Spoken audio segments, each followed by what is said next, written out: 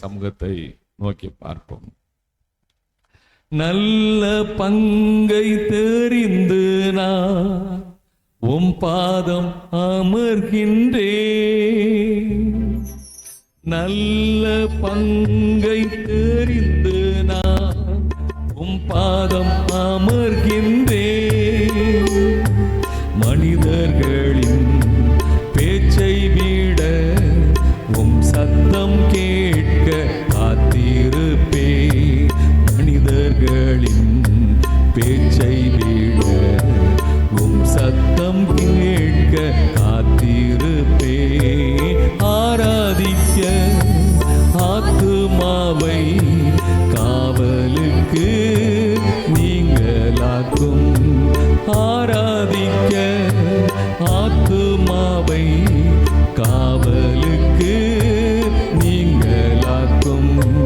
உலகத்தின் சத்தம் வேண்டாமே, நேசரின் சத்தம் போதுமே. உலகத்தின் சத்தம் வேண்டாமே, நேசரின் சத்தம் போதுமே. ஸ்தோத்திரிக்கிறமையா, நீங்க எங்களோடு பேசுங்க. உங்க நாம மாத்திரம் மகிமைப்படட்டும். இயேசுவின் நாமத்தில் ஜெபிக்கிறோம் ஜீவனுள்ள நல்ல பிதாவே, ஆமென். ஹல்லேலூயா. வாசிப்போம். ஆதியாகமத்தின் புஸ்தகம் 24ஆம் அதிகாரம் 48வது வசனத்தை வாசிப்போம்.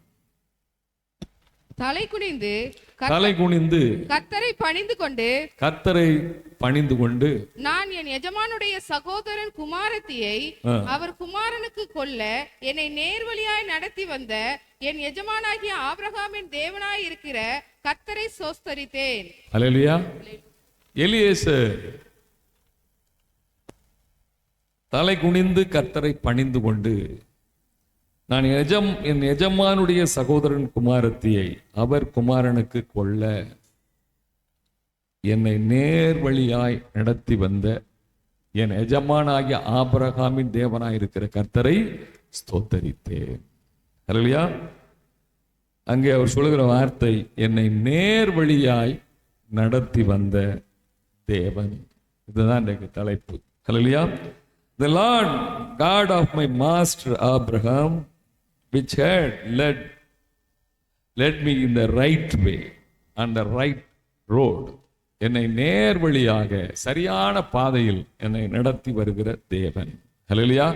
இந்த உலகத்துல நம்மை சரியான பாதையில் நடத்துகிறவர் நம் தேவனாகிய கர்த்தர் ஒருவர் தான். எத்தனை பேர் விசுவாசிக்கிறீங்க? ஹல்லேலூயா. அவர் ஒருவரே நம்மை நடத்துகிறவர். இஸ்ரவேல் ஜனங்களை குறித்து வேதம் சொல்கிறது, கர்த்தர் ஒருவரே அவனை வழி நடத்தினார். ஹல்லேலூயா. வேற எந்த தேவர்களும் அவர்களோடு கூட இல்லை. கர்த்தரே அவர்களை வழி நடத்தினார். நம்மை நம்முடைய வாழ்க்கையில நேர் வழியாக நடத்துகிற தேவன். சங்கீதம் 32:8 சொன்னபடி நான் உனக்கு போதித்து நீ நடக்க வேண்டிய வழி உனக்கு காட்டுவேன். உண்மையில் என் கண்ணை வைத்து உனக்கு ஆலோசனை சொல்லுவேன். சங்கீதம் 48:14 சங்கீதக்காரன் சொல்கிறான், அந்த தேவன் என்றென்றைக்கும் உள்ள சதா காலமும் நம்முடைய தேவன், மரண பரியந்தம் அவர் என்ன செய்வாராம்? நடத்துகிற தேவன். ஹல்லேலூயா. ஏசாயா 48:17 சொல்கிறது, புரோஜனமாய் இருக்கிறவைகளை நான் உனக்கு போதித்து நடத்துகிற உன் தேவனாகிய கர்த்தர். ஹல்லேலூயா. நம்மள நிறைய பேர் ஆலோசனை சொல்லுவாங்க, அநேக பேர் பேசுவாங்க. நம்மளே சொல்லுவோம், ஒண்ணுக்கும் உதவாததெல்லாம் சொல்லாதப்பா அப்படி சொல்லுவோம். ஹல்லேலூயா. ஆனா நம்முடைய தேவன் நம்மை போதித்து நடத்துகிறவர், கண் வைத்த ஆலோசனை சொல்லுகிறவர், புரோஜனமா இருக்கிறவர்களையே நமக்கு சொல்லி நம்மை நடத்துகிற தேவனாக இருக்கிறார். ஹல்லேலூயா. அப்போ பாருங்க, கர்த்தர் நம்மை நடத்துகிறவர். இயேசு கிறிஸ்து வார்த்தை நம்மை நடத்துகிறது. பரிசுத்த ஆவியார் நம்மோடு கூட இருந்து என்ன செய்கிறார்? நடத்துகிறார். மனிதர்களையே சார்ந்து மனிதர்களையே நம்பி வாழ்களுடைய வாழ்க்கையில் தவறான வழி நடத்துதல் வந்துவிடும். இன்றைக்கு இந்த உலகத்துக்குள்ள பார்க்கும் பொழுது தவறான வழி நடத்துதல்கள் நிறைய நடந்து கொண்டிருக்கிறது. அந்த தவறான வழி நடத்துதல்கள் ஏதோ ஒரு பக்கத்துல இருந்தா வர்றது அப்படி இல்லை, ஒரு செய்தியினால் வர்றதல்ல. அது நம்முடைய குடும்பத்தின் மூலமாக, நம்ம உறவு வைத்திருக்கிறவர்கள் மூலமாக, நாம் சந்திக்கிற மனிதர்கள் மூலமாக, நம்முடைய உறவினர்கள் மூலமாக வேதத்தில் பார்க்கும் பொழுது அநேக தவறான வழியில் நடத்துகிறவர்களை நாம் வேதத்தில் பார்க்கிறோம். ஈவில் வேஸ், தீமையான வழிகள். கர்த்தர் நம்மை நேர்மையான நேர்வழியில அவர் நடத்துகிறவர். ஆனால் உலகத்தில் மனிதர்களை சார்ந்து வாழ்ந்தோம் என்றால் அந்த வழிகள் தீமையான வழிகளாக மாறிவிடும். வேதம் சொல்லுகிறது, மனிதனுக்கு செம்மையாக தோன்றுகிற வழிகள் உண்டு, ஆனால் அதன் வழிகள் எல்லாம் மரண வழிகளாக இருக்கிறது. நான் செய்யறதெல்லாம் சரி நினைச்சிட்டு ஓடிக்கிட்டு இருந்தா, இல்லை மற்றவங்க இவங்க தான் எனக்கு சரியான வழிநடத்தல் சொல்லுகிறார்கள் என்று சார்ந்து வாழ்ந்தோம் என்றால் அது தவறான தீமையான வழிகளில் கொண்டு போய் விட்டுவிடும். அல்லையா? அதாவது இந்த உலகத்தில் நடக்கிற காரியங்கள், நாம் கேள்விப்படுகிறவைகள், பார்க்கக்கூடியவைகள், உங்களோடு சேர்க்கிற ஃப்ரெண்ட்ஸ், கேர்ள் ஃப்ரெண்ட்ஸாக இருக்கலாம், பாய் ஃப்ரெண்ட்ஸாக இருக்கலாம். இன்னைக்கு அதனால தான் உலகம் ரொம்ப சீரழிந்து கொண்டிருக்கிறது. அதே போல வீட்டுக்குள்ள தகப்பன், தாய், சகோதரன், உறவினன், இன்னும் ஃபால்ஸ் ப்ராஃபட்ஸ், கள்ள தீர்க்கதரிசிகள், மனைவி, கணவன், எல்லார் மூலமாகவும் தீமையான வழிகள் வருகிறதாக இருக்கிறது. அல்லையா? இது வேதம் நமக்கு சாட்சி கொடுக்கிறது. கர்த்தருடைய பிள்ளைகள் அதை அறிந்து வேதத்தின் மகத்துவங்களை நான் வாசிக்கிறேன், வேதத்தை நான் தியானிக்கிறேன் என்றால் அவைகள் எல்லாம் நம்மை கர்த்தருடைய வழியிலே நம்மை நிலைத்திருக்கத்தான் நடத்துகிறது. அல்லையா? நம்ம அந்த வழிகளில் நிற்கணும். அதனாலதான் தாவீது ஜெபம் பண்ணாரு. சங்கீதம் 143:10, உமக்கு பிரியமானதை செய்ய விரும்புகிறேன், நீரே என் தேவன், உம்முடைய நல்ல ஆவி என்னை செம்மையான பாதையிலே நடத்துவாராக, உனக்கு பிரியமானதை செய்ய எனக்கு போதியுங்க ஆண்டவரே. அதைத்தான் நான் விரும்புறேன் என் வாழ்க்கையில. கர்த்தர் எந்த வழியில நடத்த வேண்டுமோ அந்த வழியில் நான் போகணும். தாவீதுனுடைய விருப்பம். அதனாலதான் கர்த்தர் தாவீதை சொல்றார், அவன் என் இருதயத்திற்கு ஏற்றவன் என்று சொன்னார். செம்மையான பாதையில நம்முடைய பரிசுத்த ஆவியானவர் என்னை நடத்தணும். அல்லையா? எலியேசர் ஒரு புறஜாதி, ஆபிரகாம் ஜெபித்தத, ஆபிரகாம் தேவனோடு இருந்த உறவை அவன் பார்த்தவன். ஏன்னா வீட்டில் உள்ள ஒரு வேலைக்காரன் தான். அதை பார்த்து இந்த எலியேசர் போன காரியத்தை வாய்க்க பண்ணி கொண்டார். அதனாலதான் அவர் சொல்றாரு, என்னை நேர்வழியாய் நடத்தி வந்த என் தேவனாகிய கர்த்தருக்கு, என் எஜமானாகிய ஆபிரகாமின் தேவனாகிய கர்த்தருக்கு, என் தேவன் கூட சொல்ல மாட்டேங்கான், அந்த உரிமை இல்லை, ஆபிரகாமின் தேவனுக்கு ஸ்தோத்திரம் என்று சொன்னார். அல்லையா? உலகத்தின் காரியங்களை பார்க்கும் பொழுது ஃப்ரெண்ட்ஷிப் மூலமாக தவறுகள். வேதத்தில் பார்க்கிறோம். 2 சாமுவேல் 13 தாவீதுடைய மூத்த குமாரன், அவன் தான் சேஷ்ட புத்திர பாகத்தை சுதந்திரிக்க வேண்டியவன். அப்படிப்பட்ட அம்னோன் அவனுக்கு ஒரு தவறான யோசனை வருகிறது. அதுல வாடி போய் இருக்கிறான். அவனுக்கு தாவீதுடைய சகோதரனுடைய மகன் தான் யோனதாப் என்ற ஒரு சிநேகிதன் இருந்தான். அந்த யோனதாப் மகா தந்திரவாதி என்று வேதம் சொல்லுகிறது. அவன் இவனுக்கு ஆலோசனை கொடுக்கான் அந்த காரியத்திற்கு. அந்த ஆலோசனை வேதம் சொல்லுகிறது 2 சாமுவேல் 13 2வது வசனத்தை வாசிங்க. தன் சகோதரியாகிய தாமரின் நிமித்தம் ஏக்கம் கொண்டு வியாதிப்பட்டான். அவள் கன்னியாஸ்திரியாய் இருந்தால் அவளுக்கு பொல்லாப்பு செய்ய அம்னோனுக்கு வருத்தமாய் கண்டது. அதாவது ஒரு தவறான எண்ணம் வருகிறது, ஆனாலும் அதை தவற செய்யக்கூடாது என்று அவன் என்ன செய்கிறான், நினைக்கிறான். அந்த பொல்லாப்பு செய்ய அம்னோனுக்கு வருத்தமாய் கண்டது. அது மனசு கஷ்டப்படுது. ஆனாலும் யோனதாப் என்ற அவனுடைய சிநேகிதன் அவனுக்கு சொல்லி கொடுத்த காரியத்தினால் he did the foolish thing in Israel.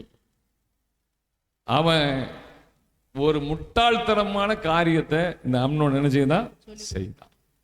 அதனால்தான் ஃப்ரெண்ட்ஷிப்ஸ் குட் ஃப்ரெண்ட்ஸ் இருக்கணும். அல்லையா? தேவையில்லாத வாலிப பிள்ளைகள் இன்னைக்கெல்லாம் வந்து பார்த்தீங்கன்னா எனக்கு ஒரு பாய் ஃப்ரெண்ட் இருந்தால் தான் அவங்களுக்கு ஒரு கௌரவம் அப்படின்னு நினைக்கக்கூடிய லெவலில் இந்த உலகம் போய்கொண்டிருக்கிறது. Girl friend, boy friend. வேதம் சொல்லுகிறது, நீதிமொழிகள் புத்தகம் 1ஆம் அதிகாரம் 10வது வசனம் சொல்லுகிறது, என் மகனே, பாவிகள் உனக்கு நயங்காட்டினாலும் நீ சம்மதியாக. பாவிகள் நயங்காட்டி அழைக்கிற உலகம், நயங்காட்டி உன்னை அழைக்கிறது. அன்பு தேவ பிள்ளையே, பாவிகள் நயங்காட்டி அழைத்தாலும் நீ என்ன செய்யக்கூடாது? சம்மதிக்காதே. நீதிமொழி ஆக்கியோன் எழுதி வைத்திருக்கிறான், உணர்ந்து எழுதி வைத்திருக்கிறான். அன்பு தேவ பிள்ளைகளே, இன்றைக்கு ஃப்ரெண்ட்ஷிப் மூலமாக கெட்டு போகிறவர்கள் அநேகம். நம்ம டிவியில் கூட சில இதெல்லாம் பார்த்தோம்னா, ஒருத்தன் தப்பு பண்ணுவான், அந்த ஃப்ரெண்ட்ஷிப்புக்கு மூலமாக தப்பு, கடைசியில் சேர்த்தா அவன் செய்கிற தப்புக்கு இவனும் சேர்ந்து என்ன செய்வான்? உள்ள போவான். நம்முடைய வாழ்க்கையில தேவனுடைய பிள்ளைகள் இப்படிப்பட்ட தீமையான வழிகளுக்குள் நம்ம ஒரு நாளும் இடம் கொடுக்க கூடாது. நம்முடைய பிள்ளைகள் ஜாக்கிரதையாக இருக்கணும். பாவிகள் நயங்காட்டி அழைக்கிற உலகத்துக்குள்ள நம்ம வாழ்ந்து கொண்டிருக்கிறோம். கர்த்தருடைய பிள்ளைகள் ஃப்ரெண்ட்ஷிப் எப்படிப்பட்ட ஃப்ரெண்ட்ஷிப்? உன்னுடைய ஃப்ரெண்டு மூலமாகத்தான் உன்னை என்ன செய்யலாம்? அறிந்து கொள்ளலாம். ஆவிக்குரிய ஃப்ரெண்ட்ஷிப் இருக்காங்களா?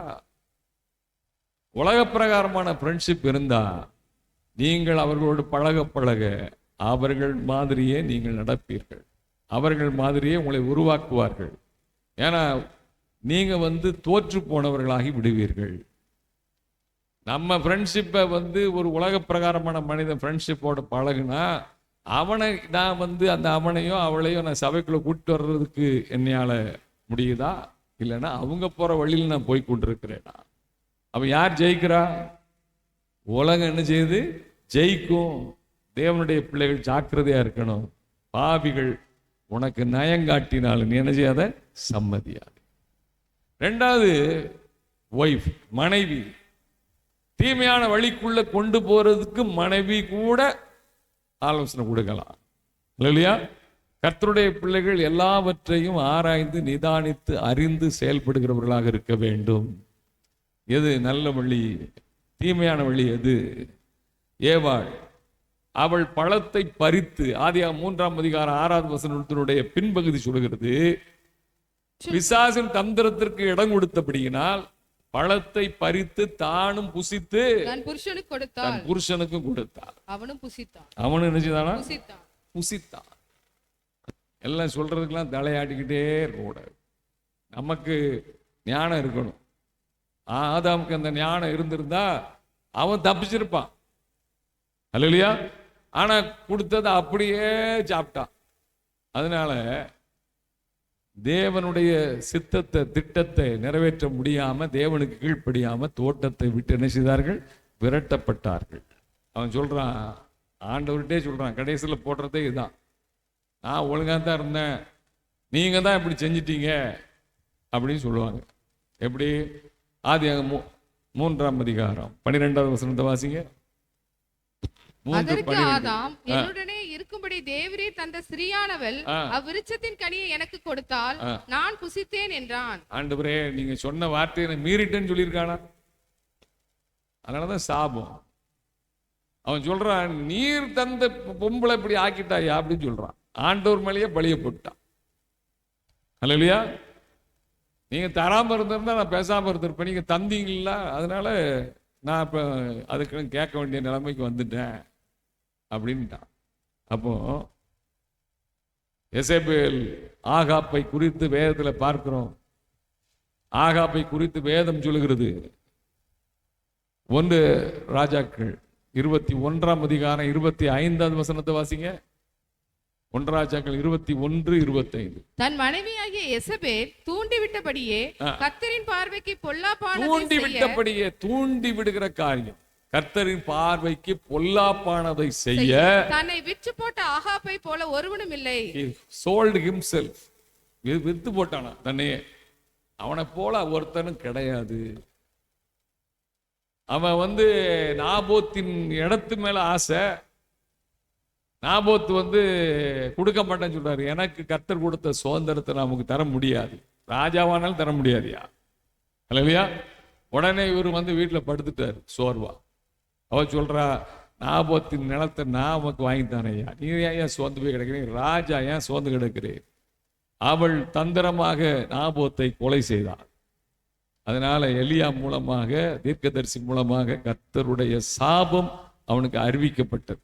அதனாலதான் அவனை குறித்து வேதம் சொல்கிறது, தன்னை விற்று போட்ட ஆகாபை போல ஒருவனும் இல்லை. அல்லேலூயா. மனைவி சொல்ல கேட்கணும், தெய்வ பயத்தோடு மனைவி இருக்கணும். அதே நேரத்தில் தூண்டி விடுகிற ஈவில் வேஸுக்கு ஒரு நாள் நினைச்ச கூடாது, செவி கொடுக்க கூடாது. அல்லேலூயா. அப்படி இல்லை, இப்படித்தான் இருக்கணும் அப்படின்னு சொல்லக்கூடிய தைரியம் உள்ளவர்களாக ஆண்கள் இருக்கணும். அல்லேலூயா. மூன்றாவது, கணவன் ஈவில் வேஸ்ல நடத்திடுவாரு. அனனியா சப்பிரால் காரியத்தை நம்ம வேதத்தில் பார்க்கிறோம். அப்போஸ்தலர் நடபடிகள் 5ஆம் அதிகாரத்துல 2வது வசனத்தை வாசிங்க. தன் மனைவி அறிய அவன் கிரயத்திலே ஒரு பங்கை வஞ்சித்து வைத்து ஒரு பங்கை கொண்டு வந்து அப்போஸ்தலருடைய பாதத்திலே வைத்தான். மனைவி அறியத்தான் செஞ்சிருக்கிறான். நிறைய கணவன்மார் மனைவிக்கு தெரியாமலே நிறைய காரியத்தை செஞ்சுக்கிட்டு இருப்பாங்க.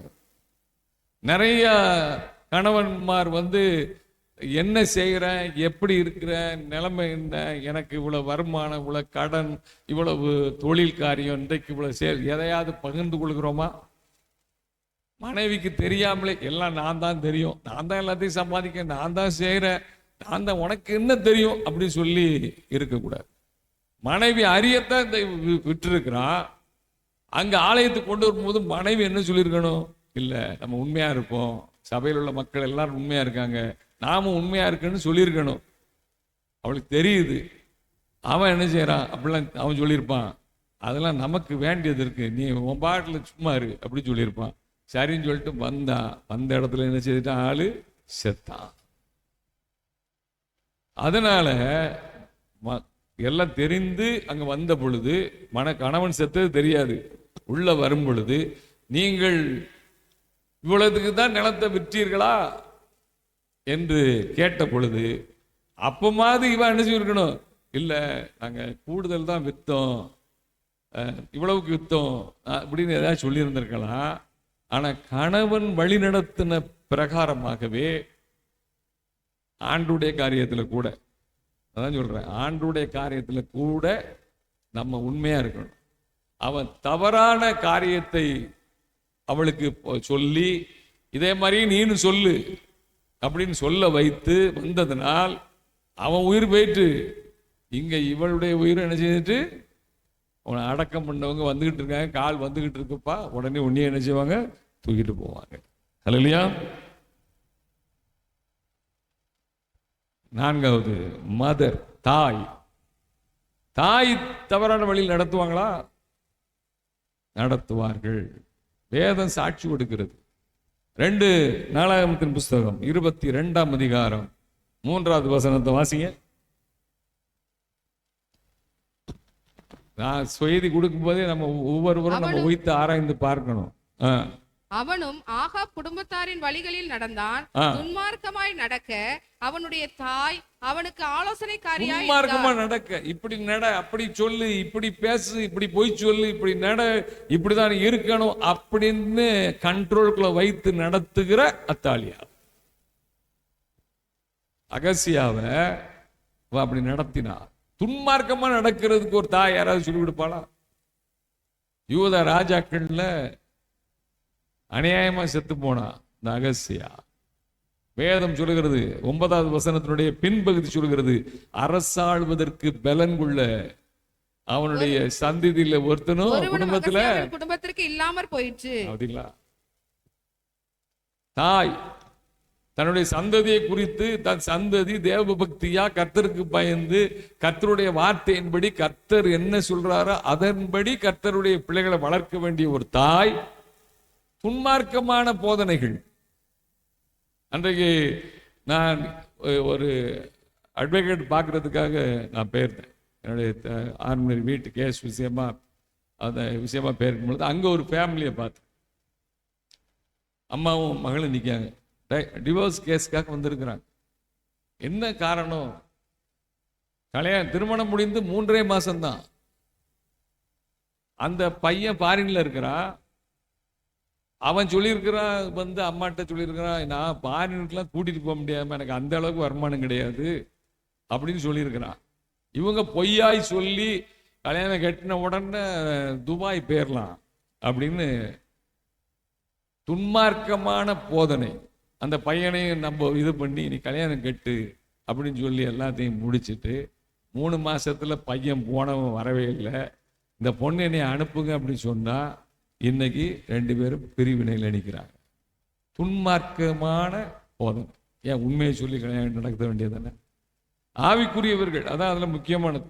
2 பேரும் சபைக்கு போறாங்களா? ஆவிக்குரிய வட்டாரத்துல தான் ரொம்ப மோசமா இருக்கு. கர்த்தருடைய பிள்ளைகள் கர்த்தருக்கு பயப்படுகிற பயம் இன்றைக்கு அற்று போய்விட்டது. என் கூட கர்த்தர் இருக்கிறாருங்கிற நிலைமையில எல்லாரும் நினைச்சுக்கிட்டு இருக்காங்க. கர்த்தர் அவர் பரிசுத்தத்துக்குள்ளதான் வாழ்வார், கீழ்ப்படுதலுக்குள்ளதான் கர்த்தர் நம்மோடு இருப்பார். அல்லையா? சும்மா நம்மளே ஏமாத்திக்கிட்டு நான் சபைக்கு போறேன், என் கூட ஆவியானவர் இருக்கிறாரு, எல்லாம் வேஸ்ட். நான் சொல்றேன், நம்ம வாழ்க்கையில கர்த்தருடைய பிள்ளைகள் அதை உணர்ந்து வாழ வேண்டும். பாருங்க, ஒரு வாலிப பிள்ளை 29 வயசு ஆகுது. அந்த பிள்ளையுடைய நிலைமை என்ன ஆகும்? 3 மாசத்துல கல்யாணம் கட்டி 3 மாத வாழ்க்கை, 3 வருஷம் கடந்து போயிட்டு கோர்ட்ல கேஸ் கலையிறாங்க. சீக்கிரமா பார்த்து அந்த பிள்ளைக்கு ஜெபம் பண்ணிட்டு வந்தேன், ஆண்டவர் நல்ல ஒரு வாழ்க்கையை அமைச்சு கொடுக்கணும். வேதம் சொல்லுது, விபச்சாரத்தின் நிமித்தம், வேசித்தனத்தின் நிமித்தம் தான் கணவன் மனைவி பிரியணும். ஆனா இன்னைக்கு எதுக்கெல்லாம் பிரிகிறாங்க பார்த்தீங்களா? பணம், பொருள், ஆஸ்தி. எதுக்காக பிரிகிறாங்க? வேசித்தனம் இருந்தா தான் பிரியணும் அப்படின்னு இயேசு சொல்லியிருக்கிறார். விபச்சாரத்தின் நிமித்தம் சரியில்லை அப்படின்னா பிரியலாம். அப்ப அதை மீறி பிரிந்தால் தேவன் இணைத்ததை மனிதன் பிரிக்காதிருக்க கடவுள்னு சொல்றாரு. அப்போ ஆவிக்குரிய வட்டாரத்துல கர்த்தருடைய வார்த்தைக்கு இது இல்லை, விட்டு கொடுக்கிற மனப்பான்மை இல்லை, பொறுமை இல்லை. ஏன்னா அந்த தாய் சொல்லும் போது ஒண்ணு முடியாதுன்னு சொல்லியிருக்கணும், இல்ல அந்த அம்மாவாவது ஒழுங்கா இருந்திருக்கணும். இன்னைக்கு தான் பையனுடைய வாழ்க்கையும் கெடுத்து மருமகளுடைய வாழ்க்கையும் கெடுத்திருக்கிற ஒரு தாய். அன்பு தேவ பிள்ளைகளே, Athaliah was his counsellor to do wickedly. துன்மார்க்கமாய் நடப்பதற்கு அவன் என்ன செய்திருக்கிறார்? பண்ணியிருக்கிறார். அதே போல ஃபால்ஸ் ப்ராஃபட்ஸ். தகப்பனை பார்த்துருவோம். தகப்பன் ஒழுங்கா நடத்தல. ஏலியனுடைய வாழ்க்கையில பார்க்கிறோம். 1 சாமுவேல் 2ஆம் அதிகாரம் 29வது வசனத்தை வாசிங்க. என் வாசஸ்தலத்திலே செல்லும்படி செலுத்தும்படி நான் கட்டளையிட்ட என் பலிகளையும் என் காணிக்கையையும் நீங்கள் உதைப்பானேன். என் ஜனமாகிய இஸ்ரவேலின் காணிக்கைகளில் எல்லாம் பிரதானமானவைகளை கொண்டு உங்களை கொழுக்க பண்ணும்படிக்கு நீ என்னை பார்க்கலாம் உன் குமாரரை மதிப்பானேன் என்றார். என்ன பார்க்கலாம் உன் குமாரரை என்ன செய்ற? மதிக்கிற. தகப்பன் பிள்ளையை ஒழுங்கா வளர்க்கவில்லை. தகப்பன் பிள்ளையை கர்த்தருக்கு பயப்படுகிற பயத்துல வளர்க்கணும், தேவ பக்தியில வளர்க்கணும். ஒரு தீமோத்தேயு சிறு வயதிலேயே வேத எழுத்துக்களை அறிந்து கொள்ளும்படி வளர்ந்தான். நம்ம பிள்ளைகள் கர்த்தருக்குள்ள வளரணும்னு வச்சுக்கிறீங்களா, அதனுடைய எதிர்காலம் ரொம்ப மோசமா தான் இருக்கும். நான் இன்னைக்கு சொல்றேன், கர்த்தருக்கு பயப்படுகிற பயம் எந்த பிள்ளை வளருதோ அந்த பிள்ளையுடைய வாழ்க்கை கண்டிப்பா கர்த்தர் ஆசீர்வதிப்பார். எத்தனை பேர் விசுவாசிக்கிறீங்க? அல்லேலூயா. கர்த்தரையே தேடுற உணர்வு இல்ல, கர்த்தரையே நினைக்கிற உணர்வு இல்ல. வாலிப வயசுல ஒரு சிருஷ்டிக்கிற நினை என்று வேதம் சொல்லுகிறத, அந்த நினைவாது இருக்கா? அப்ப நீங்க உங்க பிள்ளைகளை சரியா வளர்த்தீங்கன்னா அந்த பிள்ளைகள் சரியா சர்ச்சுக்கு வரும், சரியா வேதம் வாசிக்கும், சரியா ஜெபம் பண்ணும், அப்படி வளரும். நம்ம ஒழுங்கா இல்லைன்னா பிள்ளைகள் வளராது. உங்களை பார்த்து சொல்லிட்டு போயிடும், நீங்களே ஜெபிக்க மாட்டீங்க, நீங்களே போறது வேஸ்ட்ன்னு சொல்லிட்டு போயிடும். அன்பு தேவ பிள்ளைகளே, பாருங்க, பிள்ளைகளை என்ன செய்திருக்கு? பிள்ளைகளை விக்கிரகம் மாதிரி வச்சுக்கிட்டு இருக்கிறது. அது என்ன சொல்லுதோ அதான் அப்படின்னு. அது அல்ல, எனக்கு கர்த்தர் தான் முக்கியம். அல்லையா? பாருங்க, அங்க பிள்ளைகளை மதிச்சு வச்சுக்கிட்டே இருந்தா பிள்ளைகள் இஷ்டம் போல ஆடிச்சு. அடுத்த முடிவு என்ன? 3ஆம் அதிகாரம் 13வது வசனத்தை வாசிங்க. அவன் குமாரர் தங்கள் மேல் சாபத்தை வர பண்ணுகிறது. சாபம் வருது பிள்ளைகள் மேல. என்ன வருது? சாபம். அப்பா என்ன வாசிங்க? எதனால வர பண்ணுகிறது? அவன் அறிந்திருந்தும் அவர்களை அடக்காமற் போன பாவம். உங்க பிள்ளைகளை நீங்கள் அடக்கவில்லை என்றால் அது பாவம். நான் அவன் குடும்பத்திற்கு என்றும் நீங்காத நியாய தீர்ப்பு செய்வேன் என்று அவனுக்கு அறிவித்தேன். நல்லா கேட்டுக்கிறீங்க. நம்ம பிள்ளைகளை கர்த்தருக்குள்ள அடக்காம நீங்க வளர்த்தீர்கள் என்றால் பாவம் ஏதோ நான் இந்த அதிர்ச்சியில இது செய்யல நான் கரெக்ட்னு நினைச்சுக்கிட்டு இருப்பீங்க. ஆனா பாவம் இப்படி வருது. அடக்காமற் போனது நிமித்தம் என்னது? அந்த பாவத்தின் நிமித்தம் நியாயத்திற்கு 2 பிள்ளைகளும் ஒரே நாள்ல அவுட். அன்பு தேவ ஏழி அந்த நாள்லயே அவுட். கர்த்தர் கூட இல்லை. உடன்படிக்கப்பட்டு பிடிபட்டு போயிட்டு இஸ்ரவேலிலே கர்த்தருடைய மகிமை என்ன செஞ்சா அற்று போயிட்டு. அன்பு தேவ பிள்ளைகளை, கர்த்தருக்கு பயப்படுகிற பயத்துல தகப்பன் வளர்க்கணும். தகப்பனுக்குள்ள கடமை தன் குடும்பத்தை தேவ பக்தியா நடத்தணும். தான் ஜெபிக்கணும், தாய் ஜெபிக்கணும், விசுவாசத்துக்குள்ள வளர்க்கணும். பிள்ளைகளை கேட்டதெல்லாம் வாங்கி கொடு, ஒரு நாளா ஜெபம் பண்ணு, இந்த காரியத்துக்காக ஜெபம் பண்ணு, கர்த்தர் தருவார் சொல்லி கொடுக்குறோமா? எல்லா காரியத்தையும் நம்மளே போட்டு மாட்டிக்கிறது. அப்புறம் பிள்ளைக்கு எல்லாமே எனக்கு இங்கே கிடைக்குது, ஆண்டவரை நோக்கி பார்க்க வேண்டிய அவசியம் இல்லை. அன்பு தேவ பிள்ளைகளே, அவங்க எல்லாம் முடிச்சு தனி வாழ்க்கைக்குள்ள போகும்போதுதான் பிரச்சனை வரும். நம்முடைய வாழ்க்கையில அதுல ஜாக்கிரதை உள்ளவர்களாக நாம் இருக்கணும். அடுத்தபடியா ஃபால்ஸ் ப்ராஃபட், கள்ள தீர்க்கதரிசிகள் மூலமாக தீய வழியில நடத்தப்படுவார்கள். 1 ராஜாக்கள் 13ஆம் அதிகாரத்துல பார்க்கிறோம். 1 முதல் 10 வசனத்துல தேவனுடைய மனுஷன் ஒருத்தர் வந்து அந்த பலிபிடம் அது சுக்கு நூறாக வெடித்து சிதறியது. எரேமியாம் பிடிக்க போன அவரை, அவன் கை அப்படி நின்றுச்சு.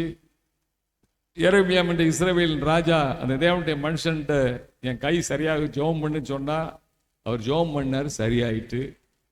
என் கூட வாங்க சாப்பிட வாங்கன்னு சொல்லும்போது அவர் சொன்னாரு, 10வது வசனத்தை வாசிங்க. அவன் பெத்தேலுக்கு வந்த வழியாய் திரும்பாமலும் வேறு வழியாய் முதல் வசனத்தை வாசிங்க. ஏனென்றால் நீ அப்பம் புசியாமலும் தண்ணீர் குடியாமலும் தண்ணீர் குடியாமலும் போன வழியாய் திரும்பாமலும் இருவென்று கர்த்தர் தம்முடைய வார்த்தையால் எனக்கு கட்டளையிட்டு இருக்கிறார் என்று சொல்லி, நீ போன வழியில கூட நீ திரும்பாம இருவென்று கர்த்தர் தம்முடைய வார்த்தையால் எனக்கு கட்டளையிட்டு இருக்கிறார் என்று சொல்லி, ராஜா கூப்பிட்டா கூட போகாம அந்த மனிதன் என்ன செய்யறான்? வேற பாதை வழியா போறான். அல்லையா? இப்ப அடுத்தவள பாத்தீங்கன்னா ஒரு ஒரு கிழவனான ஒரு தீர்க்கதரிசி இருக்கிறான். அவன் வந்து இவன்கிட்ட பொய் சொல்றான். அவன் போனவனை வந்து தேடி பிடிச்சி அவன் பிள்ளைகள்கிட்ட எனக்கு சேனை கழுதையில சேனை வச்சுட்டாங்கன்னு விரட்டி வந்து அந்த மனிதனை கெடுக்கும்படியா வந்து கர்த்தர் இப்பதான் என்கிட்ட சொன்னார், உன்னைய கூட்டிட்டு போய் சாப்பாடெல்லாம் போட சொல்லி. இன்னொன்னு இந்த மனிதன் இன்னைக்கு அநேகர் கள்ள தீர்க்க தரிசனத்தை நம்பி ஓடிக்கொண்டிருக்கிறார்கள். போனதனுடைய விளைவு கர்த்தருடைய வார்த்தைக்கு மீறி நடந்ததனால் சிங்கத்தால் அடித்தனை செய்யப்பட்டான், கொலை செய்யப்பட்டான். தேவனுடைய மனுஷன் வல்லமையான கிரியை செய்தவன், வல்லமையான காரியங்களை செய்தவன், கர்த்தருடைய வார்த்தையின்படிதான் நடப்பேன் என்று உறுதி எடுத்தவன். ஆனா ஒரு கள்ள தீர்க்க தரிசனம் வாழ்க்கை என்ன செஞ்சது? மாற்றி விட்டது. அன்பு தேவ பிள்ளைகளே, ஹல்லேலூயா. பொய்யான வார்த்தைகளை நம்பி இன்னைக்கு கர்த்தருடைய வார்த்தையை அசட்டை பண்ணினதினால் கொடூரமான மரணத்தை அவன் சம்பவித்தது. ஹல்லேலூயா. கர்த்தருடைய பிள்ளைகள் எந்த சூழ்நிலையிலும் கள்ள தீர்க்க தரிசனங்களுக்கு என்ன செய்யக்கூடாது? செவி. அது உங்களை தீமையான வழியில் நடத்தும். அதே போல 7வது ஊழியக்காரர்கள், கள்ள தீர்க்கதரிசி தனி, சாத்தா என்ன செய்வான்? நடத்துற காரியம் இருக்கிறது. அதனாலதான் சொல்றாரு, இன்னைக்கு நிறைய பேர் ஊழியக்காரங்கள் மாதிரியே ஒளியின் தூதன் என்ன செய்வான்? இருந்து கிரியை செய்வான். கள்ள போதகங்கள் பாருங்க. யூதாசை குறித்து வேதம் சொல்கிறது. லூக்கா 22ஆம் அதிகாரம் 22:4 வசனத்தை வாசிங்க. அவன் பிரதான ஆசாரியரிடத்திலும் சேனை தலைவர்களிடத்திலும் போய் அவரை காட்டி கொடுக்கும் வகையை குறித்து அவர்களோட ஆலோசனை பண்ணினான். எதனால? முதல் வசனத்திலிருந்து வாசிங்க. பஸ்கா பண்டிகை பஸ்கா எனப்பட்ட புளிப்புள்ள அப்ப பண்டிகை சமீபமாயிற்று. அப்பொழுது பிரதான ஆசாரியரும் வேத பாரகரும் அவரை கொலை செய்யும்படி யோசித்து ஜனங்களுக்கு பயப்பட்டபடியினால் எவ்விதமாய் அப்படி செய்யலாம் என்று வகை தேடினார்கள். அப்பொழுது 12 ஒருவனோ ஆகிய யூதாஸ் காரியத்து என்னும் மறுபேர் கொண்ட யூதாசுக்குள் சாத்தான் புகுந்தான். அப்போஸ்தலனா இருந்தவன் 12 மணி நேரம் 12 அப்போஸ்தலர்களுக்கு இயேசு ஜெபித்திருக்கிறார். லூக்கா 6ஆம் அதிகாரம் 12வது வசனம் சொல்கிறது, ரா முழுவதும் அவர் மலையின் மேல் ஜெபம் பண்ணி கொண்டிருந்தார்.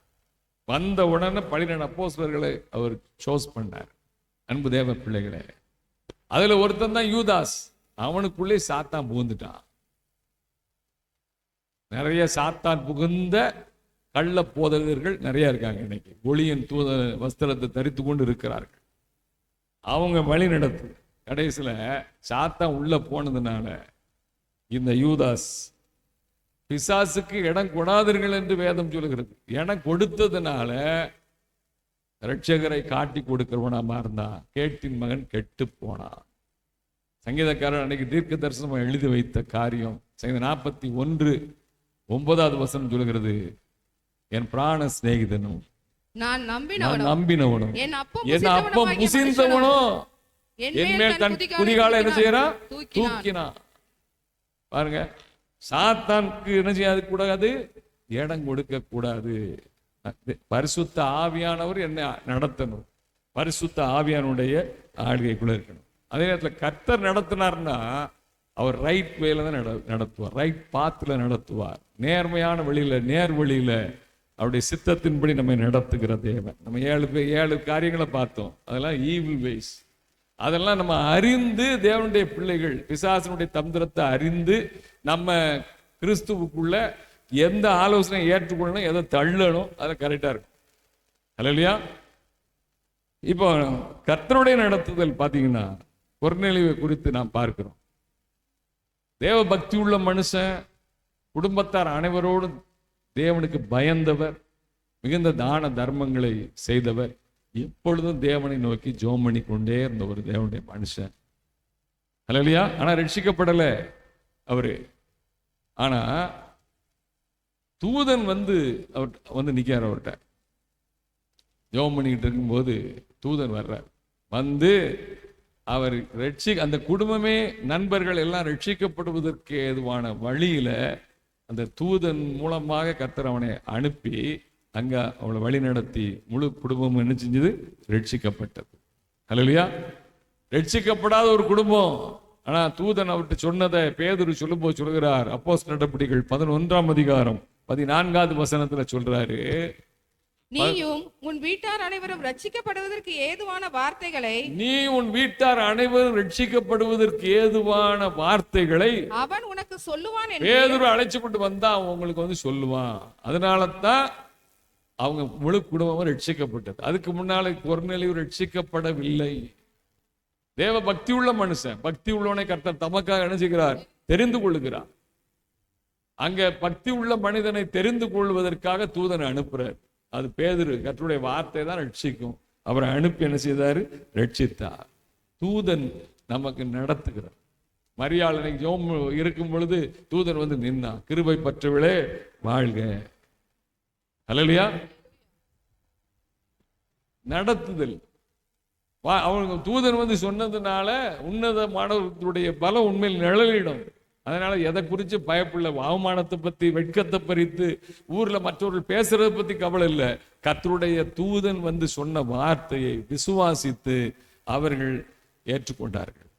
அன்பு தேவ பிள்ளையே, அன்றைக்கு பேதுரு சிறைச்சாலையில் இருந்தாரு, தூதன் வந்தான்.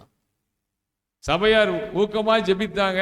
கர்த்தர் தூதனை அனுப்பி பேதுருவை சிறைச்சாலையில் இருந்து 4 காவல்களை கடந்து இரும்பு கேட்டனை திறந்து வெளியே கொண்டு வந்து விட்டாரு. பிலிப்பு நல்ல சிட்டியில அந்த ஒரு பட்டணத்துல தான் அவர் ஊழியம் செய்து கொண்டிருந்தாரு. இப்ப தூதன் சொல்றான், அப்போஸ்தலர் 8ஆம் அதிகாரம் 26வது வசனத்துல, நீ மனாந்தர மார்க்கமாய்ப்போ. தூதனுடைய நடத்துதல். எதனால?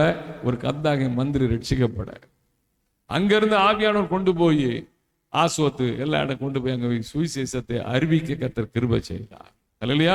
தேவ நடத்துதல். ஒரே இடத்துல அங்க உட்கார்ந்து இருக்க கர்த்தர் விரும்பல, அவர் கொண்டு போனாரு. அல்லேலூயா. ஒரு சகரியா தன்னுடைய ஊழியத்தின் காரியத்தின் நிமித்தமாக சீட்டு போடப்பட்டு அந்த ஊழியத்தை நிறைவேற்றும் பொழுது தூதன் அந்த பீடத்தில் வந்து நிற்கிறான். அவனுக்கு பிறக்க போற பிள்ளையை குறித்து, யோவான் ஸ்நானகனை குறித்து எல்லாம் வெளிப்படுத்தினான். கர்த்தர் தூதரை அனுப்புகிறார். தூதனுடைய நடத்துதல், கர்த்தருடைய நடத்துதல். கொர்நேலியு குடும்பம் ரட்சிக்கப்பட்டது போல அன்பு தேவ பிள்ளைகளை. இரண்டாவது, இயேசு வந்து சபையை துன்பப்படுத்தின ஒரு மனிதனை இயேசு நடத்தினார். நீ துன்பப்படுத்துகிற இயேசு நானே. சவுலாக இருந்த அப்போஸ்தலனாகிய பவுல் சவுலாக இருக்கும் பொழுது அவரை சந்திக்கிறார். சடிதியில சந்தித்து அங்க சொல்றாரு, அப்போஸ்தலர் 9ஆம் அதிகாரம் 6வது வசனத்தை வாசிங்க. அவன் நடுங்கி திகைத்து, ஆண்டவரே, நான் என்ன செய்ய சித்தமாய் இருக்கிறீர் என்றான். அதற்கு கர்த்தர், நீ எழுந்து பட்டணத்துக்குள்ளே போ, நீ செய்ய வேண்டியது அங்கே உனக்கு சொல்லப்படும். நீ செய்ய வேண்டியது அங்கே உனக்கு சொல்லப்படும். நீ தமஸ்குக்குள்ள போ. தன் பாவங்களை எல்லாம் அறிக்கை பண்ணி தேவ சமூகத்தில் விழுந்து கிடந்தார். கர்த்தர் அனனியாவை அனுப்புனாரு. பாருங்க என்ன சொன்னாரு கர்த்தர். அதை 2 விதமா சொல்லப்பட்டிருக்கு. ஒண்ணு, தேவாலயத்துல நான் ஞான திருஷ்டி அடைந்து கர்த்தரை நான் தரிசித்த பொழுது தன்னுடைய ஊழியத்தை குறித்து கர்த்தர் வெளிப்படுத்துகிறார். அப்போஸ்தலர் நடபடிகள் 22ஆம் அதிகாரம் 17 முதல் 21 வசனத்துல, அப்போஸ்தலர் நடபடிகள் 26ஆம் அதிகாரம் 17-18 வசனத்துல கர்த்தர் அவருக்கு வைத்திருக்கிற ஊழியத்தை குறித்து அவர் நடுங்கி திகைத்து கீழே விழுந்து கிடக்கும் போது, ஆண்டவரே நீர் யார் என்று கேட்கும் போதே கர்த்தர் அவரோடு பேசினார் என்று எழுதப்பட்டிருக்கிறது. அப்ப பாருங்க, அப்போஸ்தலனாகிய பவுல் சவுலாக இருக்கும் பொழுது நீ செய்ய வேண்டியது அங்கே உனக்கு சொல்லப்படும். அவர் கர்த்தருடைய நடத்துதலுக்குள்ள இருந்தார். நீங்க பாத்தீங்கன்னா அப்போஸ்தலர் நடபடிகள் 9ஆம் அதிகாரம் 20வது வசனத்துல சுவிசேஷகர். அப்போஸ்தலர் நடபடிகள் 13ஆம் அதிகாரம் 1வது வசனத்துல அவர் டீச்சர் அண்ட் ப்ராஃபட், தீர்க்கதரிசியாகவும் போதகராகவும் இருக்கிறார். கொலோசியர் 1ஆம் அதிகாரம் 26வது வசனத்துல பாஸ்டர், சபைக்கு நான் ஊழியக்காரனானேன் என்று சொல்கிறார். கலாத்தியர் 2ஆம் அதிகாரம் 7வது வசனத்துல நான் புறஜாதிகளுக்கு அப்போஸ்தலன். கர்த்தருடைய நடத்துதலை பார்த்தீங்களா? சுவிசேஷகர், போதகர், தீர்க்கதரிசி, மேய்ப்பர், அப்போஸ்தலன், 5 விதமான ஊழியத்தில் நடத்தினார். எதனால? கீழ்ப்படிதல். கர்த்தருடைய நடத்துதலுக்கு அவர் கீழ்ப்படிந்ததுனால, ஆண்டவரே நான் என்ன செய்ய சித்தமாயிருக்கிறீர் என்று ஒப்பு கொடுத்ததுனால கர்த்தர் அவரை ஊழியத்தில் என்ன செய்தாரு? கனப்படுத்தினார். அன்பு தேவ பிள்ளைகளே, மூன்றாவது, யாக்கோபு ஒரு ஆபிரகாமின் சந்ததி. நீங்கள் நான் ஆபிரகாமின் சந்ததியாக இருக்கிறோம், நம்மை நடத்துவார். கர்த்தர் சொன்னாரு ஆதியாகமம் 35ஆம் அதிகாரம் 1வது வசனத்துல, நீ எழுந்து பெத்தேலுக்கு போ. நீ உனக்கு எல்லாம் இருக்கு, ஆஸ்தி இருக்கு, சொத்து இருக்கு, நான் திரளான ஐஸ்வர்யத்தோட வந்துகிட்டு இருக்கிறேன். மனம் போன போக்கில் ஆண்டவரைய மறந்து தேவனை தேடுகிற உணர்வுள்ள இருதயம் இல்லாம, அல்லது தன்னுடைய தகப்பன் இடத்துக்கு கூட போகாம சுக்கோத்துல போய் கூடாரத்தை போட்டு அப்புறம் அங்கிருந்து சீகேம்ல போய் இடத்தை வாங்கி உட்கார்ந்துருந்தான். அன்பு தேவ பிள்ளை, அதனால விளைவு என்ன? 2 பிள்ளைகள் கொலைகாரர்கள். மகள் எடுக்கப்பட்டு போனாள். அந்த பட்டணத்துல ஜனங்கள் எல்லாம் அழுகுறல். அந்த அவங்க இருந்த இடத்துல பயம், அவர்கள் என்னை கொன்று விடுவார்களோ என்று. இப்பொழுதுதான் கர்த்தர் சொல்றாரு, நீ எழுந்து பெத்தேலுக்கு போ. ஏற்கனவே கர்த்தருடைய சமூகத்தில் ஏசாவுக்கு பயந்து விழுந்து கிடந்து என்னை ஆசீர்வதியும் கதறான். ஏற்கனவே ஆசீர்வாதத்தோடு இருக்கிறவன் இப்ப கதறான். அன்பு தேவ பிள்ளைகளே, யாக்கோபுக்கு நன்றா தெரிந்து விட்டது, என்னுடைய ஆஸ்திகள், என்னுடைய ஆடு மாடுகள், கழுதைகள், ஒட்டகங்கள், குதிரைகள் எதுவும் எனக்கு ஆஸ்தி கிடையாது. நீங்க என்னை ஆசீர்வதிக்கணும். அல்லையா? கர்த்தர் ஆசீர்வதி இஸ்ரவேல் என்று பெயர் மாற்றினார். ஆனாலும் இன்னும் யாக்கோபு என்ற எத்தன் ஒளிந்தே கிடந்தான். அதனாலதான் கர்த்தர் இப்ப சொல்றாரு, எழுந்து பெத்தேலுக்கு போ. ஆதியாகமம் 35ஆம் அதிகாரம் 9-10 வசனத்தை வாசிங்க. யாக்கோபு பாதான் அராமில் இருந்து வந்த பின்பு தேவன் அவனுக்கு மறுபடியும் தரிசனமாகி அவனை ஆசீர்வதித்து, இப்பொழுது உன் பேர் யாக்கோபு. பாத்தீங்களா? இன்னும் யாக்கோபா தான்ப்பா நீ இருக்க. ஏற்கனவே இஸ்ரவேல்னு பேர் விட்டாரு. இப்ப திரும்பவும் சொல்றாரு, நீ யாக்கோபு தான். இனி உன் பேர் யாக்கோபு எனப்படாமல் இஸ்ரவேல் என்று உனக்கு பெயர் வழங்கும் என்று சொல்லி அவனுக்கு இஸ்ரவேல் என்று பெயரிட்டார். ரட்சிக்கப்பட்டாச்சு, இன்னும் பழைய குணம் ஒண்ணு என்ன செய்யல, மாறல. கர்த்தருடைய நடத்துதல் உன்னை புதிதாக்கும்படிதான் கர்த்தர் நடத்துகிறார். அதுக்கு நான் கீழ்ப்படிந்தா அந்த புதிதான பாதையில இருக்க முடியும். ஒரு கிறிஸ்துவுல இருந்தா புதிய சிருஷ்டியாக இருக்கிறான். பழைய எல்லாம் என்ன செய்யணும், ஒளிந்திரணும். இப்பதான் யாக்கோபு இஸ்ரவேலாக மாறுகிறார். அன்பு தேவ பிள்ளையே, கர்த்தருடைய நடத்துதல். கர்த்தர் வந்து சொல்லலைன்னா யாக்கோபு அங்கேயே இருந்துட்டு இன்னொரு இடத்துல போய் கூடாரத்தை போட்டுக்கிட்டு தேவனை மறந்து வாழ்கிற வாழ்க்கையில தான் இருப்பான். அவனா உணர்வடையில நான் தப்பு பண்ணிட்டேன் அப்படின்னு உணர்வு இல்லை. நிறைய பேருக்கு செய்யற தப்பே உணர்வே இருக்காது. தாவீது கூட தேவனோடு உறவாடுகிற மனுஷன் தான், உணர்வு இல்லை. நாத்தான் தீர்க்கதரிசி வந்து சொன்ன பின்புதான் உணர்வு தட்டுது. ஆண்டவரே சுத்த இருதயத்தை என்ன செய்யுங்க சிருஷ்டின்னு கதறான். அடுத்தபடியா நிக்கோதேமு இயேசுவிடத்துல ராத்திரி வருகிறான். ஒருவருக்கும் தெரியாமல் அவரை சந்திக்க வேண்டும் என்று வருகிறான். இஸ்ரவேல்ல மிகப்பெரிய போதகன்.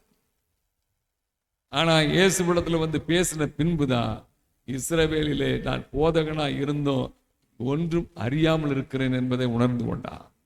தேவ நடத்துதல் அவனுக்குள்ள வந்த பின்பு அவன் இயேசு கிறிஸ்துவை மேசியாவை ஏற்றுக்கொண்டு அவருக்காக பேசுகிறவனாய் அவருடைய சரீரத்தை அடக்கப்படுவதற்கு கூட அவன் தான் ஜாமான்கள்லாம் கொண்டு வந்தான். அப்படிப்பட்டவனாக அவனை கர்த்தர் மாற்றி விட்டார். அன்பு தேவ பிள்ளைகளே, 38 வருட வியாதியஸ்தனை போய் பார்க்கிறேன். இயேசு யாரெல்லாம் நடத்துறாருன்னு நான் சொல்றேன். ஒரு கவர்மெண்ட் சர்வெண்ட், ஒரு எஸ்பி ரேங்க்ல இருக்கிற கொர்னேலியு, ஒரு சபையை துன்பப்படுத்த வந்த ஒரு மனிதனை, நான் உங்கள்ட்ட சொன்னது ஆபிரகாமின் சந்ததியை, இஸ்ரவேல்ல பெரிய போதகனா இருந்தவனை இப்ப ஒரு வியாதியஸ்தனை சந்திக்கிறார் இயேசு. சொஸ்தம் பட விரும்புகிறாயா, சொஸ்தமாக வேண்டும் என்று விரும்புகிறாயா? அவன் பல கதையெல்லாம் சொல்றான். இயேசுவன் படுக்கை எடுத்துக்கொண்டு நட, வேற ஒண்ணு இயேசு சொல்லல. அவன் சுகம் பெற்று போனான். 38 வருடம் வியாதியாய் கிடந்தவன், பெதஸ்தா குளத்துல எனக்கு ஒரு விடிவு வராதா என்று காத்து கிடந்தவன், யாரா தூக்கி கொண்டு போட மாட்டாங்களா என்று அங்கலாய்த்து கொண்டிருந்தவன், அவன் இப்ப சுகம் பெற்று போயிட்டான். ஆனால் தேவனை அறியலை, இயேசுனே தெரியாது. ஆனா கர்த்தருக்கு நன்றி செலுத்தும்படியாய் ஆலயத்திற்கு என்ன செய்தான், வந்தான். யோவான் 5ஆம் அதிகாரம் 14-15 வசனத்தை வாசிங்க. அதற்கு பின்பு இயேசு அவனை தேவாலயத்திலே கண்டு இதோ நீ சொஸ்தமானாய். நிறைய பேருக்கு அற்புதம் நடந்த பிறகு ஆண்டவரே மறந்துடுறான். ஆனா இந்த மனிதன் 38 வருடம் பட்ட வியாதியின் கூறுகளை உணர்ந்து, வேதனையை உணர்ந்து கர்த்தருக்கு நன்றி செலுத்தும்படி வந்தான். கர்த்தர் அவனை சந்தித்தா. அவ்வளவு ஜனங்கள் வந்திருப்பாங்க.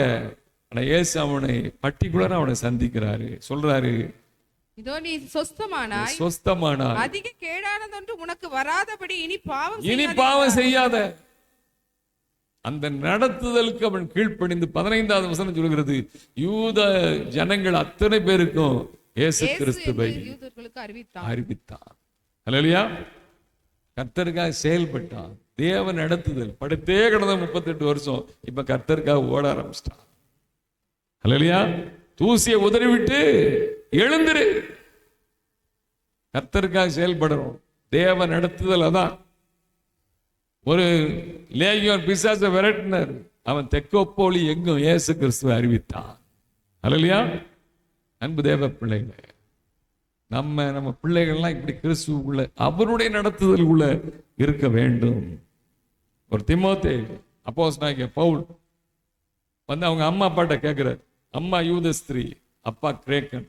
அப்போஸ்தலர் நடபடிகள் 16வது அதிகாரத்துல அவனை என்னோடு கூட அழைத்து கொண்டு ஊழியத்திற்கு போக விரும்புகிறேன். எப்படிப்பட்ட நாட்கள்? கொடூரமான நாட்கள். கர்த்தருடைய இயேசு கிறிஸ்துவுடைய நாமத்தை வெளியே சொல்ல முடியாத நாட்கள், சுவிசேஷத்தை அறிவிக்க முடியாத நாட்கள். அப்ப கூட்டு போறேன்னு சொல்றாரு. எத்தனை பிள்ளைகள் இருந்தாங்களோ தெரியாது. தீமோத்தேயு அவனுடைய தாய் என்ன செய்கிறாள்? தகப்பனை அனுப்பி வைக்கிறார்கள். தீமோத்தேயும் கர்த்தருடைய சித்தத்துக்கு தன்னை ஒப்பு கொடுத்து அந்த வாலிப வயசுல அப்போஸ்தலனாகிய பவுலை பின்பற்றி, அதனாலதான் சொல்ல நாங்க எல்லாரும் ஒரே அடிச்சுவடுகளில் நடந்தோம். அப்படியே பின்பற்றி போனபடியினால் இந்த தீமோத்தேயுவை கர்த்தர் பெரிய ஊழியக்காரனாய் இன்றைக்கு வரைக்கும் அவருடைய பேர் புகழ்பெற்று விளங்கும்படி நிறுத்தி இருக்கிறார். ஹல்லேலூயா. பெரிய ஊழியக்காரன். பிலிப்பு போனாரு, நாத்தான் மேல்கிட்ட போய் சொன்னாரு, மெசியாவை கண்டோம், நாசரேத்துல இருந்து எங்க அப்பா ஒரு இது வரும், ஆனா பிலிப்பு பார். இந்த நடத்துதலுக்கு கீழ்ப்படிந்ததுனால நாத்தான் மேல் அப்போஸ்தலனா மாறினான். அன்பு தேவ பிள்ளைகளே, பாருங்க, கர்த்தருடைய சத்தத்துக்கு நம்ம கீழ்ப்படுகிறவர்களா, கர்த்தருடைய நடத்துதலுக்கு காத்திருக்கிறவர்களாக இருக்கணும். ஒரு நகோமி தன்னுடைய மருமகள் மேல அக்கறை கொண்டவளாக இருந்தா. அவ சொன்ன, இந்த காரியம் என்னமாய் முடியும் என்று நீ அறியும் மட்டும் என்ன செய், பொறுத்திரு. நீ பொறுத்திருந்தால் இன்றைக்கு இந்த காரியத்தை முடிக்கும் முன்னே போவாஸ் இளைப்பாற மாட்டான். அன்பு தேவ பிள்ளைகளே, நகோமி சொன்ன வார்த்தைக்கு அப்படியே கீழ்ப்படி நடத்துதல், குடும்பத்துக்குள்ள கூட நல்ல நடத்துதல் இருக்கிறது. அந்த நடத்துதலுக்கு அவள் கீழ்ப்படிந்தபடியினால், பொறுத்திருந்தபடியினால், இஸ்ரவேலின் வீட்டை கட்டின ராகால் லேயாளுக்கு ஈக்குவலாக ஒரு விதவையாக, கைம்பெண்ணாக வாழ்க்கையே கிடையாது என்று நினைத்து கொண்டிருந்த ரூத்துடைய வாழ்க்கை கட்டப்பட்டு இயேசு கிறிஸ்துவுடைய சந்ததிக்கு தாயாக நின்றார்.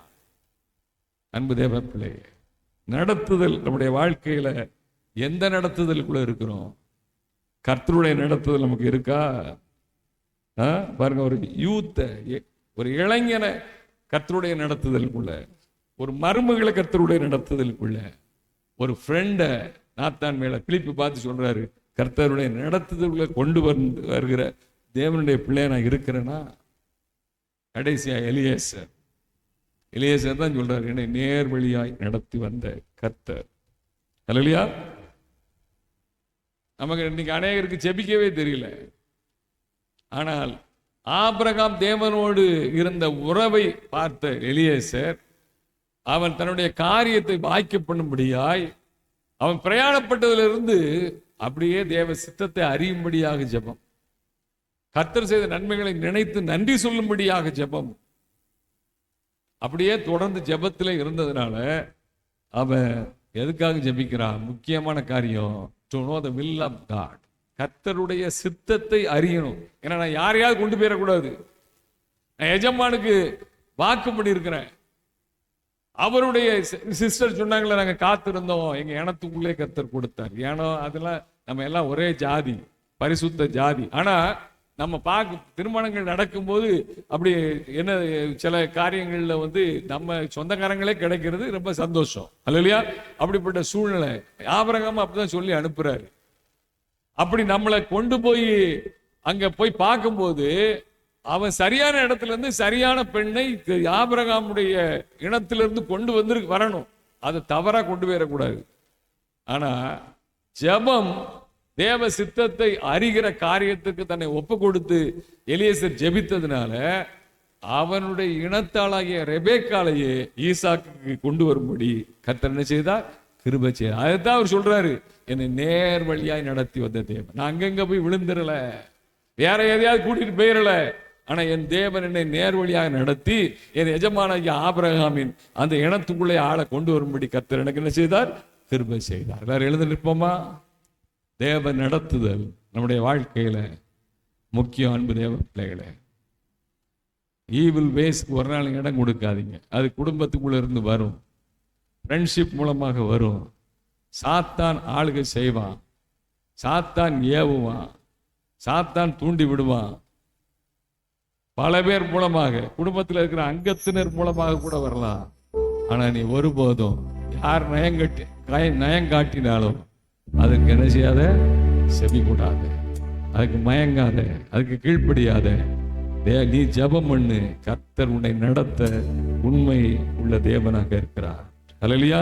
தனிமையாக நான் இருக்கும் போதும் என்னோடு இயேசு இருக்கின்றாரே, வியாதி படுக்கையில் இருக்கும் போதும் சுகம் தந்து என்னை காக்கின்றாரே. தனிமையாக நான் இருக்கும் போதும் என்னோடு இயேசு இருக்கின்றாரே, வியாதி படுக்கையில் இருக்கும் போதும் சுகம் தந்து என்னை காக்கின்றாரே. சென்றாலும், அறியாத பாதையில் நடந்து சென்றாலும் வழிகாட்டி என்னை நடத்துவாரே. அறியாத பாதையில் நடந்து சென்றாலும் வழிகாட்டி என்னை நடத்துவாரே. இயேசு என்னோடு இருப்பதினால் சகலமும் நன்மைக்கே நடத்திடுவார். இயேசு என்னோடு இருப்பதினால் சகலமும் நன்மைக்கே நடத்திடுவார். எதை குறித்தும் நான் கலங்கிடவே மாட்டேன், எதை நினைத்தும் நான் பயப்படவே மாட்டேன், எதை குறித்தும் நான் கலங்கிடவே மாட்டேன், எதை நினைத்தும் நான் கலங்கிடவே மாட்டேன். இயேசு என்னோடு இருப்பதினால் சகலமும் நன்மைக்கே நடத்திடுவார். இயேசு என்னோடு இருப்பதினால் சகலமும் நன்மைக்கே நடத்திடுவார். ஆமாண்டவர் கர்த்தர் இன்னைக்கு என்னோடு பேசியிருக்கிறார். நான் தீமையான வழிக்கு செவி கொடாமல் கர்த்தருடைய வழியில அவர் புரோஜனமாக இருக்கிறவர்களை போதிக்கிற அந்த வழியில நான் நடக்க, அநேகர் அப்படிப்பட்ட வழியில நடத்தக்கூடிய ஒரு தேவனுடைய பிள்ளையார இருக்கிறேன்னு தங்களை ஒப்பு கொடுக்கிறவர்கள் கரங்களை உயர்த்தி, நான் எந்த ஈவில் வேஸ்லையும் போக மாட்டேன் ஆண்டவரே என்ற உணர்வோடு தேவ சமூகத்தில் ஒருத்தரை பார்க்க வேண்டாம், உண்மையான இருதயத்தோடு கர்த்தருடைய கரத்துல உங்களை ஒப்பு கொடுத்து கரங்களை உயர்த்தி கர்த்தரை காட்டுங்க. கர்த்தர் உன்னை கரம் பிடித்து நடத்துகிறவர். நேர் வழியில் எலியேசர் நேர் வழியில் நடந்ததுனால அந்த எலியேசருடைய காரியத்தை வாய்க்க செஞ்சது போல இன்னைக்கு கர்த்தர் நம்மோடு பேசினபடி பரலோகத்தின் தேவனானவர் உன் காரியங்களை கைகூடி வர பண்ண வேண்டும் என்றால் அவர் உன் கரத்தை பிடிக்கும்படி நீ உன் கரத்தை நீட்டி உயர்த்தி காட்டி, கர்த்தாவே எந்த தீமையான வழி அல்ல ஆண்டவரே, உமக்கு பிரியமானதை செய்ய நான் என்னை போதித்தரல ஆண்டவரே. நீரே என் தேவன், என் நல்ல ஆவியானவர், என்னை செம்மையான பால் நடத்துங்கப்பா. ஒரு கொர்நேலியுவை நடத்துனீங்களே கர்த்தாவே, ஒரு பேதுருவை நடத்துனீங்களே, மரியாளை நடத்துனீங்களப்பா, ஒரு சகரியாவை நடத்துனீங்களப்பா. கர்த்தாவே உம்மை ஸ்தோத்தரிக்கிறோம். ஒரு அப்போஸ்தலனாகிய பவுலை கொண்டு திமோத்தேயை நடத்துனீங்களப்பா.